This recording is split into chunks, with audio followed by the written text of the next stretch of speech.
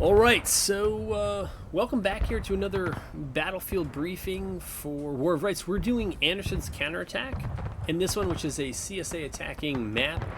It is one where nominally the Union have, the defenders have in artillery advantage. They have artillery, the attackers do not. Practically though, the Union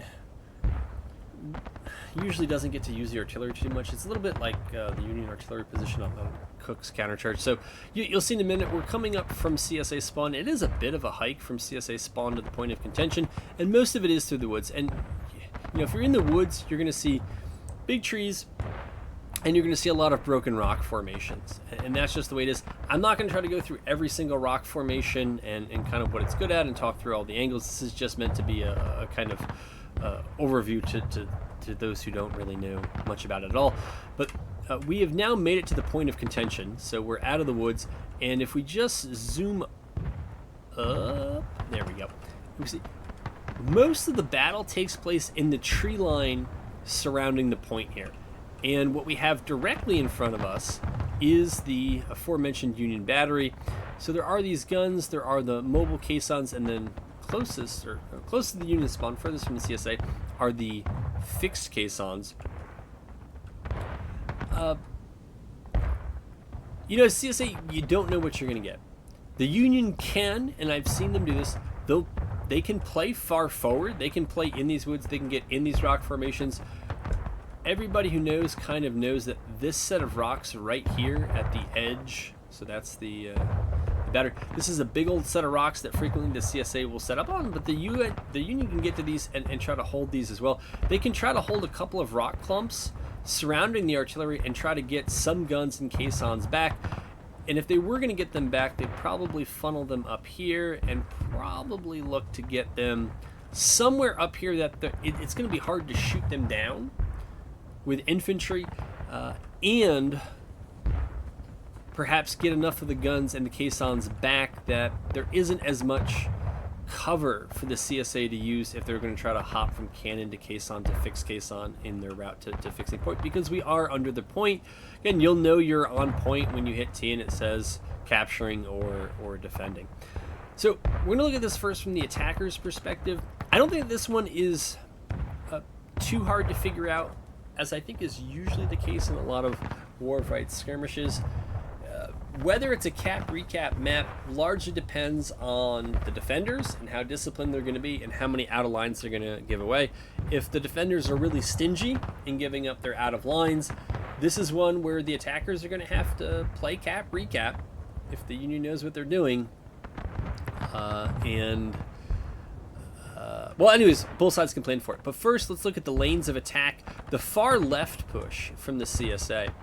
So CSA can use the woods, the rocks for cover and concealment, and there is this kind of notable juncture in broken stone walls. You can see there's a rock formation out there, which I believe the CSA can still get to, and then further up past that other clumps of rocks, that's near where the Union spawn is. The Union spawn is up there, and then they just have a short jaunt down the road to make it to point. This set of rocks here is a well-known feature on this map.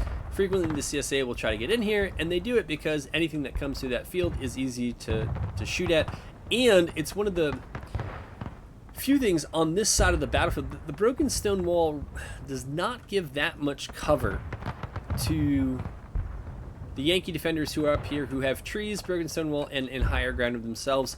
They might have artillery up here as well that they can loop over that half stone wall. But the rocks give them a bit more, but if they do get guns back, those rocks are easy targets to nail with artillery. This set of rocks here is a bit too small to matter all that much. Sometimes the Union will use this set of rocks to threaten, to intercept the CSA on this flank. Frequently what the CSA have to do is they have to come out here, they want to secure this flank, and then they may also push, we'll talk about the right side push from the CSA after that, and then they'll flood in from there, and so the Union may build up on this set of rocks, and what they're going to do is they're just going to follow the CSA to point and then shoot them up in the back and stab in the back once they get on point. So that's the left side push from the CSA. The right side push I'm not going to dwell on this too much. It's a lot of woods and broken rocks, and you can see you can hug the tree line, you can push somewhat deep into the woods, but it is... I think the right side push is more dangerous for the CSA because of the distance from main spawn to here. I don't want to lose flags if I'm the CSA. I mean, my general advice to attackers is you don't want to lose those flags. You certainly want to play conservative with them. And the further you push on the right, the easier it is to envelop you. Because the Union can put who knows how many forces in these woods. You're only going to find out the hard way. And the Union can also use its position out on the logs, out on those rocks. Here we are on point if they're defending the fixed caissons, or even up the hill. This is just behind point. There are these rocks here. It's not hard at all for the Union to get forces behind one or more CSA companies that have lodged themselves back here, wipe them completely, including the skirmishing and out of line deaths that you usually get at the end of a melee, wipe their flags, and until that flag respawns, those units now have to spawn all their people back at main spawn and run, and so they're really not useful in drawn out hot shootouts. And as the attacker, you want to keep steady, fairly warm pressure on the defenders to wear down their tickets with more than enough time left on the clock. There is a very viable short center push, particularly if you've cleared off the left and you have some sort of blocking force as the CSA on the right, so that there's no easy run up by the Union. You force the Union to shoot from up on that hill, up in that tree line. The CSA can make the short run out from those rocks through the guns and the mobile and fixed caissons, and use the half stone wall, and then use this set of rocks here. Sees more than a lot of share of rocks melee. That pile of logs right there, that also sees a fair bit of fighting. It's one whereas the CSA, if you got to play cap recap and the defenders are disciplined, you will go in, make it bloody, make sure you get your flags out. If you lose your flags here and the Union's on their game, they're not going to let you get them back, and you're going to have folks you cannot control in pubs who are going to go out there and they're going to try to Rambo recover those flags, and they are going to bleed more tickets. So at all costs, you want to get those flags back, even if it means spawning your guys in a little bit further than they have to be, unless you're in a critical cap situation where you have to spawn people onto the cap. And then I think your best bet for a lot of those are these fixed caissons on the side. It's not far at all from point, and they are fixed, so they offer good cover against just about everything that the Union is going to throw at you. So that is... Yeah, that is pretty much it. I'll just remind the Union, if you haven't played this lot, and the CSA, the CSA attackers can come up pretty far, almost into Union spawn on this one. The same is not true in reverse.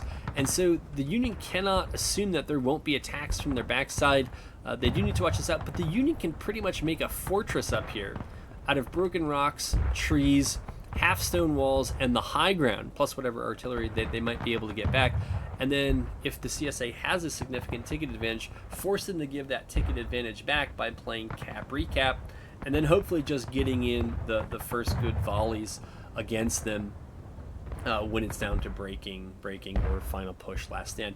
And if the CSA botches their attacks and they lose several flags and they're all going back to main spawn, it's not a crazy idea to continue to try to pull back caissons in particular, as well as guns, to reduce the amount of cover that the CSA is going to have for those late game pushes to these rocks and to the lumber pile here. So it's not a huge point of contention. Most of the conflict is kind of centered in this bowl here, but it is a cat and mouse game about how disciplined the defenders are going to be, how accurate the shooting is. The CSA can bring 42s on this map. It's one of those things, if you're going to play cap recap, I would say, yeah, bring the 42s and make sure that they're close to the point of contention when the Union is trying to take them back. But if it's going to be a ranged affair, I think it's usually the 55s. It's something with better range that you'll probably want to take as the CSA. So anyways, that's Anderson's Counterattack. It's a fun one, And yeah, we'll bring you another one next week.